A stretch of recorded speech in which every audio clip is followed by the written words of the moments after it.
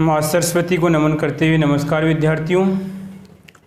तो आप regular class ले रहे होंगे और आप क्लास लेते रहिए। समय अनमोल है, आप इसे गंवा देंगे तो समय वापस नहीं मिलेगा। ये नहीं है कि आप ऐसे सोच रहे हैं कि कोरोना है, वो बीमारी, आप भी मत सोचिए। ये समय आपका पढ़ने का है तो आप इसको पढ़ने में सदुपयोग लीजिए।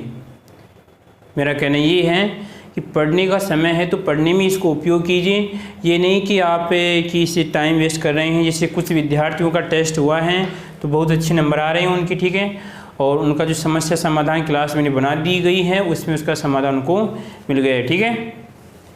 अब देखो, हमने पिछली कक्षा में पढ़ रहे थे, मृदा के बारे में हम चर्चा कर रहे थे, यानी मृदा निर्माण के बारे में हम चर्चा करी थे।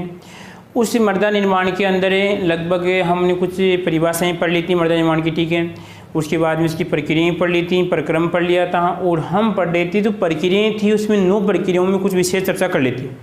उससे पहले जो क्वेश्चन था आपका, जो रिगोलित वाला क्वेश्चन था कल, यानी जो पैतृक पदार्थ थे, क्या था आपका पैतृक पदार्थ। कमर सीधी करके बैठ जाइए, ध्यान से सुनिए क्लास को, बारीकी से सुनिए, या तो क्लास लीजिए मत, और लीजिए तो फिर पूर्ण निपुणता के साथ पूर्ण निपुणता के साथ लीजिए कि आपको ऐसा कहीं पर भी संशय नहीं कि हमने क्लास ली नहीं। ऐसे मान के चलिए कि अब तो बस हमें क्लास लेनी ही नहीं है, यानी कहने का मतलब अब तो हमने पूरा ऐसे मान के चलिए आप। और मैं कह रहा हूँ मेरी क्लास में तो आपको कोई दिक्कत आएगी नहीं, और दिक्कत आती है तो आप कमेंट कीजिए, ठीक है।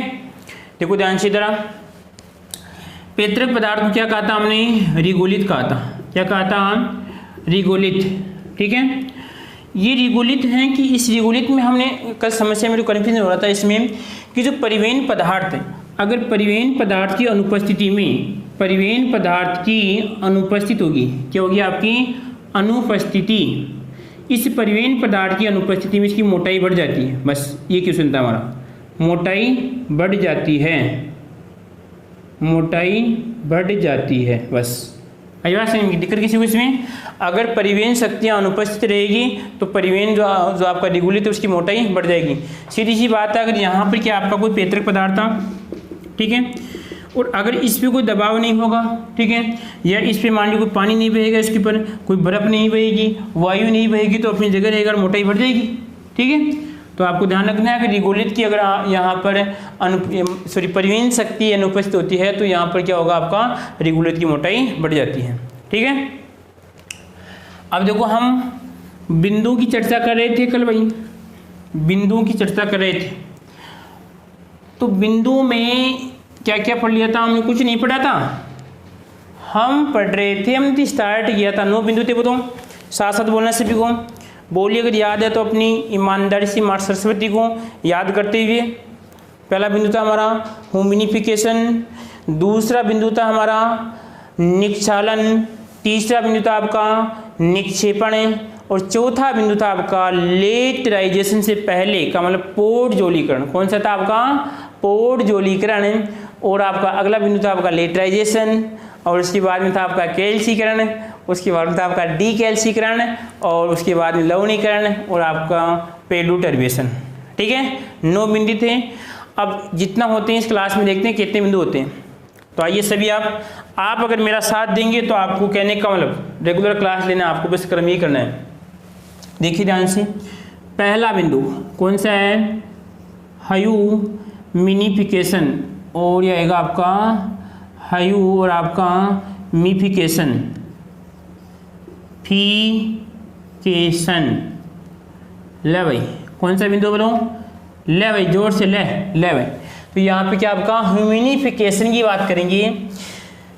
तो क्या पढ़ रहे हैं हम नौजवानों, पढ़ क्या रहे हैं बताओ, हम पढ़ रहे हैं कि जो आपकी मृदा है उस मृदा का निर्माण कैसे होगा। चट्टानें तोड़ दी, अब चट्टानों की बाद में मृदा का निर्माण कैसे होगा, ये बातें पढ़ रही हूँ, ठीक है। तो इसमें जो एक बिंदु दे रखा आपका ह्यूमिनिफिकेशन, यानी ह्यूमिनिफिकेशन भी क्या करता है, मृदा निर्माण का काम करता है। क्या करता है, ह्यूमिनिफिकेशन भी मृदा निर्माण का काम करता है। और आपका ह्यू और ह्यूमिनिफिकेशन भी क्या करता है, आपकी मृदा निर्माण का काम करता है, ठीक है।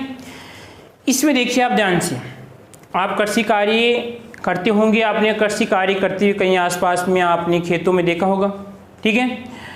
तो जब आपने ये क्रियाकलाप देखा होगा, उसके बाद में यहाँ पर कि अगली बातें हम देखो, उसके बाद में ह्यूमिनिफिकेशन,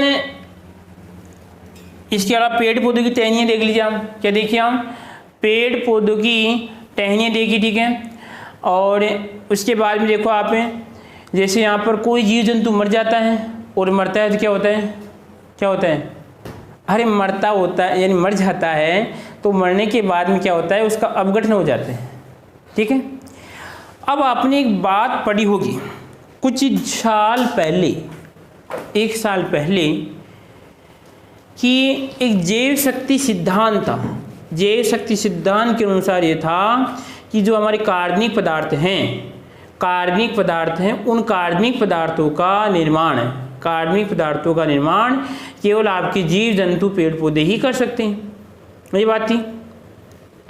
तो उसी बात को हम यहाँ पर हाईलाइट यानी यहाँ पर रखेंगे इस बात को, देखिए ध्यान से। जैसे मान लीजिए नौजवान ने, एक नौजवान है भाई, कुछ विद्यार्थियों की समस्या है कि नौजवान शब्द मैं सभी के लिए यूज करता हूँ, नौजवान शब्द में सभी के लिए यूज करता हूँ, ये नहीं कि कोई स्पेशल बालिका के लिए, बालक के लिए यूज करता हूँ। नौजवान मेरे लिए है कि सामने वाला बस नौजवान है, अब वो कोई भी हो सकता है, कोई बाल बड़ा भी हो सकता है, बूढ़ा भी हो सकता है, मेरे लिए नौजवान सभी समान है, ठीक है। तो देखो ध्यान से इधर, ये मान लीजिए आपने यहाँ पर खेती या कृषि कार्य किया। कृषि का मतलब तो क्या होता है जानते होंगे आप, तो हम फसल की बात कर रहे हैं, कृषि के अंदर दोनों आते हैं। यहाँ पर आपने जब फसल उगाई और फसल उगाने के बाद में, जैसे मान लीजिए अभी समय चल रहा है, अभी समय किसका चल रहा है भाई, कौन सी चल रही है बताऊँ, खरीफ का मतलब खरीफ, कौन सी चल रही है आपकी, खरीफ, खरीफ आएगी खरीफ, और खरीफ का मतलब बाजरा। बस मेरे को ये 2 ही शब्द याद है और कुछ याद नहीं मेरे को। इस एग्रीकल्चर में, एग्रीकल्चर जो आपका सब्जेक्ट है उसमें मेरे को सिर्फ 2 ही शब्द याद हैं कि खरीफ को बाजरा कहते हैं, एंड 3 इसमें बस ये याद है मेरे को। तो ये बाजरे की फसल चल रही है, इस बाजरे की फसल, जैसे आपका एक बाजरे का पौधा है भाई, ठीक है, जो भी है यहाँ। अब इस बाजरे का पौधा है, इसमें क्या होती है, यहाँ पर इसकी पत्तियाँ सूख के इसमें गिर जाती हैं, ठीक है। इसके बाद में जब आप इसकी कटाई करते हैं तो यहाँ पे जड़ें भी क्या हो जाती है, ज़मीन में रह जाती है। तो कहने का मतलब घास फूस यहाँ पे इकट्ठा हो गया, एक बात तो ये। दूसरी बात और देखिए यहाँ पर नौजवानों, यहाँ पर कि ये आपका पेड़ है, बड़ा सारा पेड़ है भाई, ठीक है, ये बड़ा सारा पेड़ है, और ये पेड़ की जब कोई पत्ती टूटेगी, टूट के नीचे आती है तो वो भी क्या हो जाती है, मिट्टी में मिल जाती है, ठीक है। उसके बाद में जैसे मान लीजिए कोई जंतु है और ये जंतु कोई मर जाता है, यहाँ पर ये जंतु यहाँ पर है, मर जाता है, ये स्पेशल जंतु है, नया जमाना का जंतु, इस बात का ध्यान रखना आपको। ये जंतु जब मर जाता है तो इसका भी क्या होगा, अपघटन होगा, आई बात समझ में। तो ये भी टूट रहे हैं, पत्तियां भी टूटेगी, इसका भी क्या होगा, अपघटन होगा, इनका भी क्या होगा, अपघटन होगा, आई बात समझ में। तो यहाँ पर पदार्थों के अपघटन से कार्बन या नए कार्बनिक पदार्थ का निर्माण होता है, आई बात समझ में। भाई जब यहाँ पे पत्ती आएगी, यहाँ पर इसकी पत्तियाँ आएगी, इसकी टहनी आएगी, ये घास फूस आएगा, ये घास फूस है, इस घास फूस का क्या होगा, यहाँ पर अपघटन होगा, टूट जाएगा, टूटने के बाद में होगा या तो कार्बनिक पदार्थ बनेगा और इससे नया कार्बनिक पदार्थ बनता है। ये क्या बनता है, इससे नया कार्बनिक पदार्थ बनता है। देखो ध्यान से इधर, कार्बन डाइऑक्साइड। चलो आप बताओ एक उदाहरण आपको बताना है, फिर समझा देंगे आपको एक उदाहरण बताना है कि एक कार्बनिक पदार्थ से नया कार्बनिक पदार्थ बनाइए आप। एक कार्बनिक यानी जो हमने लिया वो भी क्या होना चाहिए, आपका कार्बनिक होना चाहिए, और जो बनेगा वो भी क्या होना चाहिए, कार्बनिक होना चाहिए। ऐसा कोई उदाहरण दीजिए आप और कमेंट करो फुर्ती से, आप करो फुर्ती से, आपको टाइम मिल रहा है,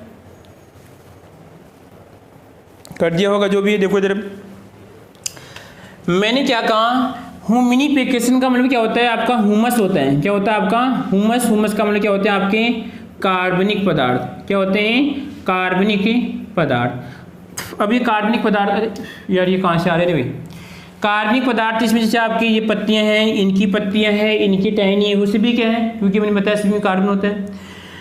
अब इनसे टूटने के बाद में, इन पदार्थों के टूटने के बाद में कार्बन का या नए कार्बनिक पदार्थ का निर्माण होना ही क्या कहलाता है? ह्यूमिनिफिकेशन कहलाता है।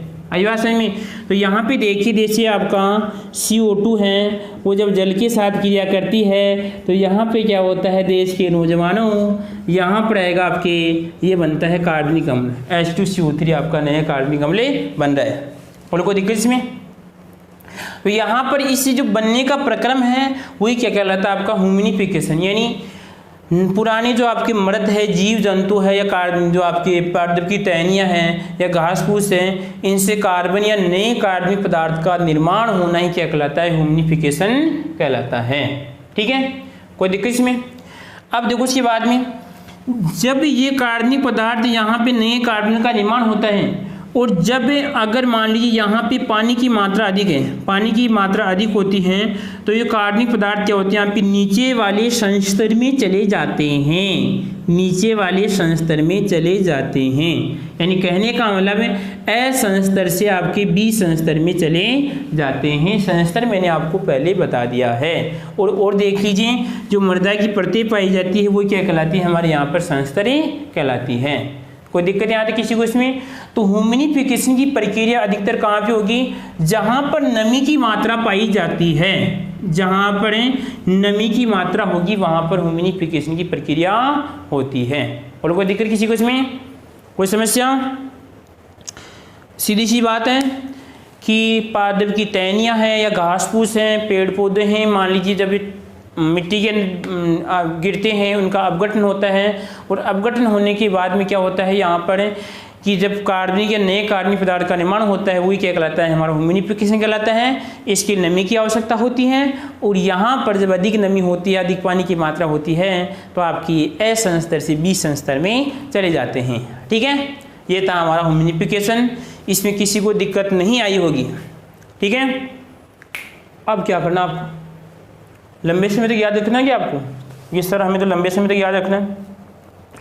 आप ध्यान रखना, जब आप कभी फसल काटो और उसका जो घास फूस आपको लगे तो याद कर लेना, नौजवान वाले सर को याद कर लेना आप पे कि नौजवान वाले सर ने क्या बताया था, तो आपको उसमें फिर याद आ जाएगा।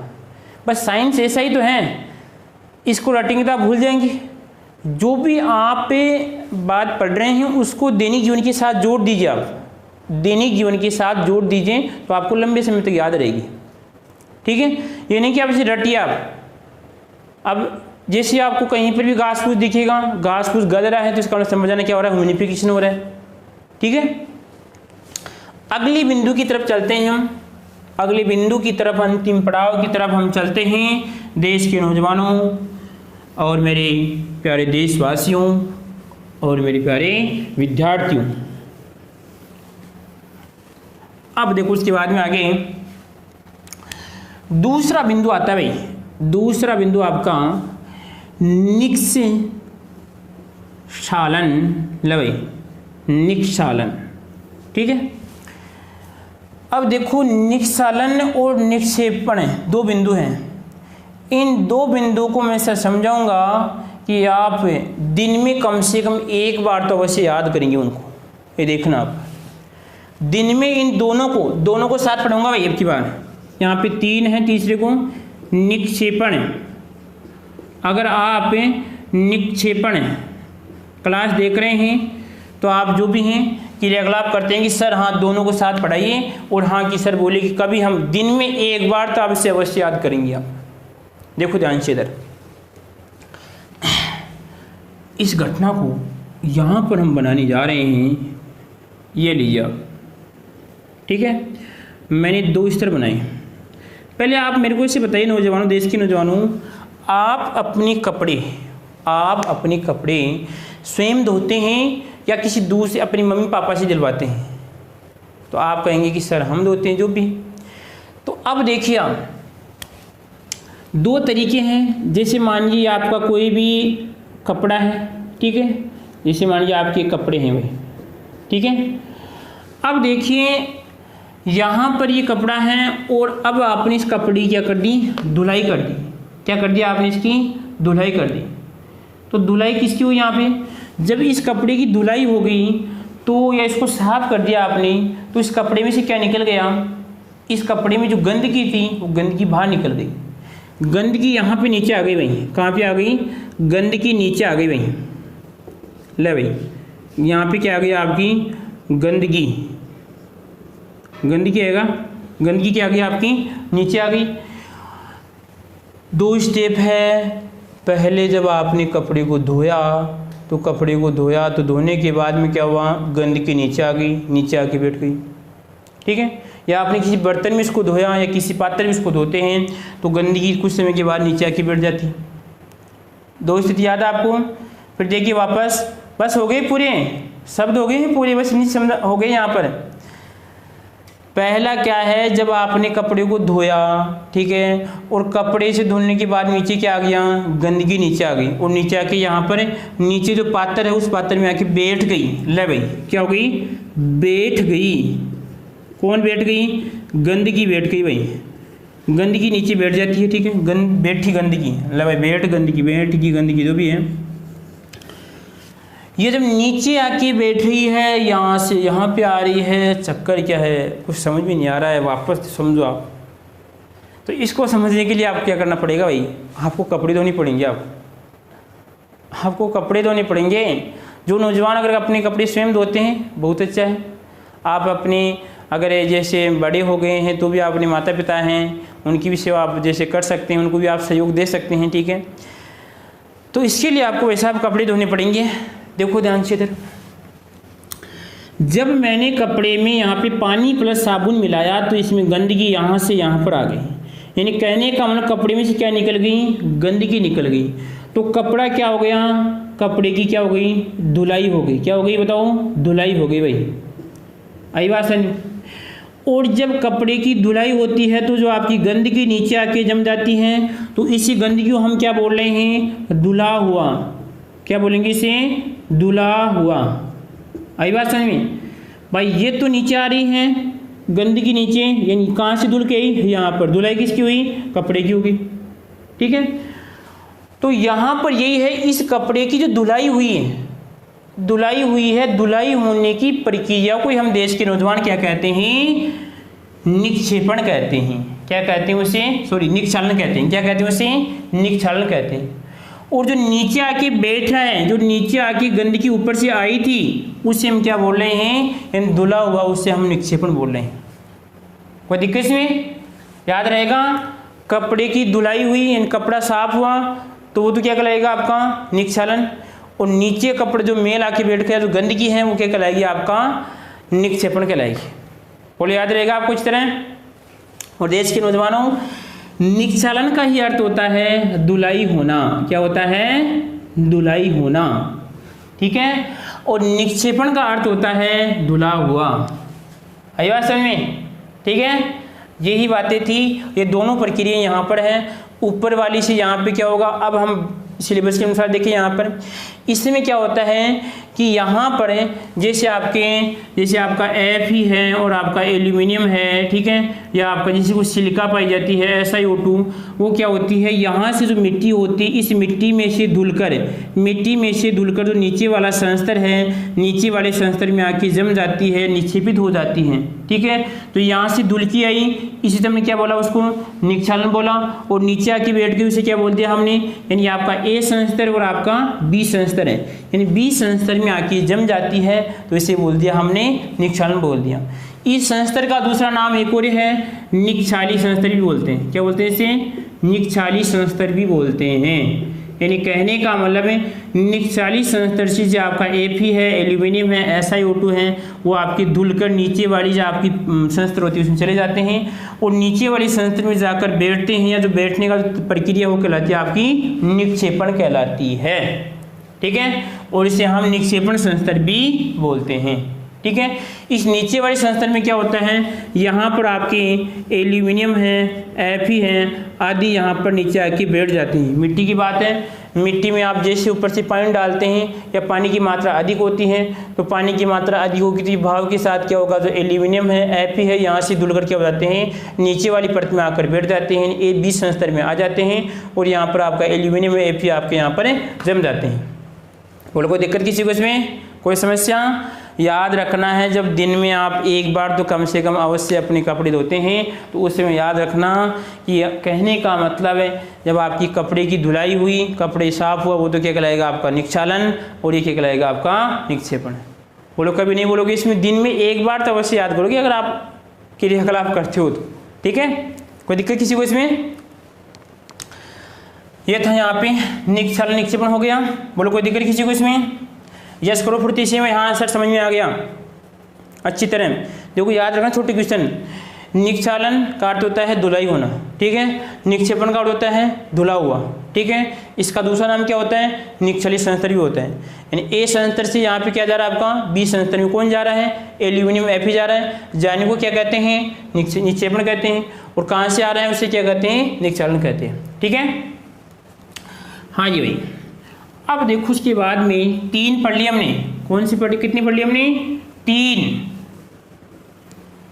3 पढ़ लिए भाई साहब नौजवानों। अब देखो उसके बाद में ह्यूमिडिफिकेशन, निक्षालन और आपका निक्षेपण। अगला आता है भाई, अगले 2 हैं, 2 को साथ लेके पढ़ेंगे भाई, 2 को साथ लेके पढ़ेंगे, टोटल 9 है, तो 9 में 2 की हमने जोड़ी बना ली, एक बेचारा अकेला इसको छोड़ दिया, ठीक है? देखो आगे चौथा बिंदु, पोडजोली ले भाई, पोडजोलीकरण, पोडजोलीकरण, ठीक है? तो यहाँ पर इस पोडजोलीकरण को समझते हैं ले भाई।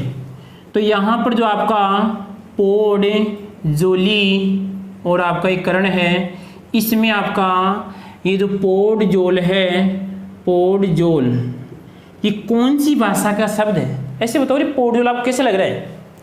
ये शब्द कैसे लग रहा है? इससे ऊट पटांग से लाग रही थी, नहीं रुखू से लाग रही थी पर, यानी आप कहें कि सर ठीक को लाग रही, पोडजोल का मतलब ऊट पटांग सब लाग रही थी।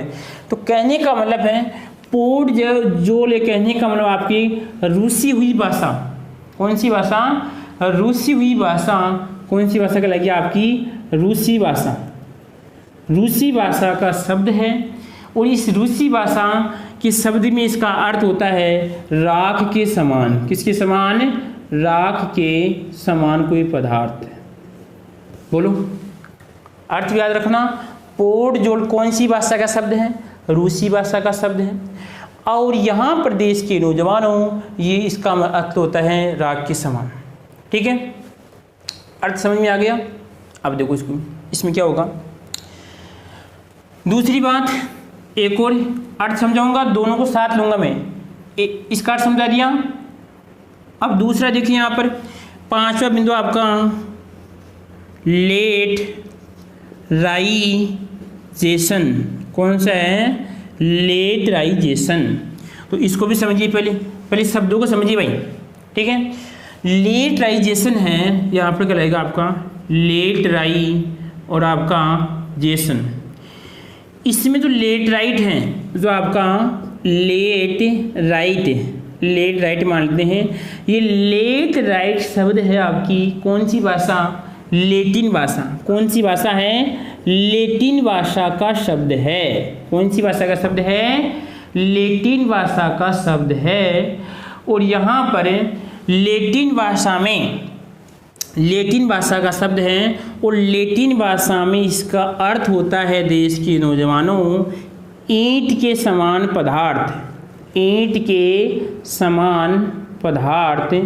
और यहाँ पर ईंट कैसी होती है? लाल। तो यहाँ पर लिख सकते हैं ले भाई लाल।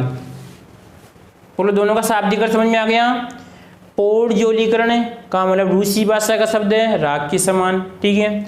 और आपका लेटराइजेशन का मतलब है लेटिन, तो यहाँ पर कौन सी? ईंट के समान। ये तो याद रखना। अब दोनों में हम तुलनात्मक अध्ययन करके पढ़ते हैं। देखिए ध्यान से, कमर सीधी करके बैठिए। अगर आपकी कमर सीधी नहीं है तो इसका मतलब आपकी फॉर्मेलिटी पूरी कर रहे हैं आप, ठीक है? देखो इधर दोनों को तुलनात्मक पढ़ेंगे भाई। देखो इधर, यहाँ पर तो समझाऊंगा आपको पोडजोली, यहाँ पे आएगा पोड और आपका जोलीकरण, ठीक है? और यहाँ पर समझाऊंगा आपका लेट राइजेशन, यहाँ पर लेट राइजेशन, ठीक है? देखो यहाँ से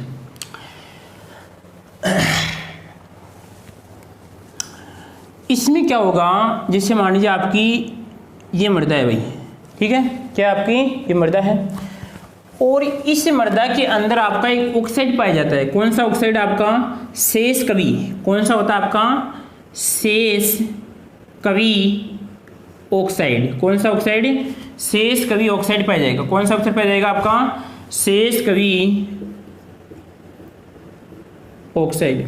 ठीक है, पहले इसको समझिए आप। इधर भी आपकी मृदा है भाई, इधर भी क्या आपकी ये कोई मृदा है। इस जो आपका शेष कवि ऑक्साइड है, ये शेष कवि ऑक्साइड क्या होगा, यहाँ पर कि अधिक नमी के कारण क्या होगा, ये शेष कवि ऑक्साइड यहाँ से बहाव के कारण क्या हो जाएगा, इसमें क्या पाया जाएगा? आपका शेष कवि ऑक्साइड होगा। ये शेष कवि ऑक्साइड क्या हो जाएगा? आपका ए संस्तर से आपकी बी संस्तर में आ जाता है। आई बात समझ में? क्या होगा इसमें? आपका शेष कवि ऑक्साइड ए संस्तर से बी संस्तर में आ गया। जबकि इसमें क्या होगा, शेष कवि ऑक्साइड क्या होता है? इसी परत में रहता है। क्या होता है आपका? शेष कवि ऑक्साइड इसी परत में रहता है, नीचे नहीं आता है। अगर यहाँ पर हम इसमें पानी की मात्रा घेरते हैं तो शेष कवि ऑक्साइड होता है वो इसी स्थान पे पाया जाता है, कहने का नीचे नहीं आता है। ठीक है, ठीक है, जो भी है देश के नौजवान आप एडजस्ट करना। आप शेष और आपका कवि, शेष कवि ऑक्साइड। ठीक है, इसमें तो क्या हुआ, अगर हमने जैसे ही पानी यहाँ पर इसमें डालते हैं, ठीक है, तो पानी डाला तो वो इसी स्थान पे रहता है, जबकि इसमें क्या हो गया, नीचे वाले संस्तर में आ गया। ठीक है, दूसरी बात देखिए आप, दूसरी बात क्या है कि यहाँ पर क्या होता है कि इस पोडजोलीकरण के अंदर हमने पढ़ा राख की समान पदार्थ, ठीक है, इस राख को पढ़ रहे हैं। इस राख में क्या होगा कि जो भी यहाँ पर इस स्थान पे इस मृदा के अंदर जितने भी क्षार पाए जाते हैं, जितने भी क्षार होंगे वो क्षार क्या होंगे, यहाँ से निकलकर आपके नीचे वाले संस्तर में आ जाते हैं। आई बात समझ में? पोडजोलीकरण में यानी आपकी राख जैसे समान पदार्थ में क्या होगा कि जितने भी क्षार होंगे वो निकल के नीचे वाले संस्तर में आ जाते हैं। जब ऐसे बताइए, जिस स्थान पे अगर पूरे क्षार निकल जाते हैं, अगर पूरे क्षार निकल जाएंगे तो बताओ क्या होगा, वहाँ पर अम्लता की मात्रा बढ़ जाती है। तो यहाँ पे क्या होगा, जब पूरे क्षार निकल के नीचे आ जाते हैं तो यहाँ पे हो जाएगा, देश के नौजवानों, हमारी मृदा कैसी हो जाएगी बताओ? अम्लीय बन जाएगी। कैसी बन जाएगी? अम्लीय बन जाती है। कोई दिक्कत इसमें? पूरे क्षार नीचे आ गए, इसमें क्या होगा, इसमें देश के नौजवानों अगर किस प्रकार देखो इसका निर्माण होगा, इसमें यहाँ पर जैसे आपका Fe है, एल्यूमिनियम है, वो तो क्या रहेंगे, केवल ऊपर वाली परत में रहते हैं। क्या होते हैं? केवल इस ऊपर वाली परत में रहते हैं। परंतु जो आपकी सिलिका है, जो आपकी SiO2 है, वो सिलिका आपकी नीचे वाली परत में आ जाती है। क्या होती हैं? नीचे वाली परत में आ जाती हैं। जब ऊपर वाली, अब इसमें भी क्या होगा, जब इस सिलिका नीचे वाली परत में होती है तो यहाँ पर भी क्या होगा, देश के नौजवानों, अम्लीय मृदा का निर्माण होता है। ये दोनों में समानता है। इसमें भी अम्लीय मृदा का निर्माण होगा, इसमें भी अम्लीय मृदा का निर्माण होगा। इसमें आपका जो सभी क्षार है निकल कर क्या हो रहे हैं, नीचे आ रहे हैं, जबकि इसमें क्या हो रही है, आपकी सिलिका ही यहाँ पे निकल के नीचे आ रही है। अब इसमें सर आप से पूछेंगे कि सर इसमें अम्लीय मृदा कैसे बन रही है? इसमें जो आपका Fe है, जो एल्यूमिनियम है, वो यहाँ पर ऊपर वाली परत में है, नीचे वाली परत में नहीं आ रही। ठीक है, ऊपर वाली परत में होने के कारण क्या होती है, आपकी ये मृदा भी क्या हो जाती है, आपकी अम्लीय हो जाती है। ठीक है, दूसरी बात देखिए, ये वाली जो मृदा है वो कैसी हो जाती है, लाल हो जाती है। क्या हो जाती हैं? लाल हो जाती हैं। लाल क्यों होती है? क्योंकि इस वाली परत में लोहे की मात्रा क्या होती है, अधिक होती है। लोहे की मात्रा अधिक होती है और यहाँ पर हमारा एक खनिज पाया जाता है आपका Fe2 और आपका O3, इसको कहते हैं हेमेटाइट। क्या कहते हैं? हेमेटाइट। आई बात समझ में?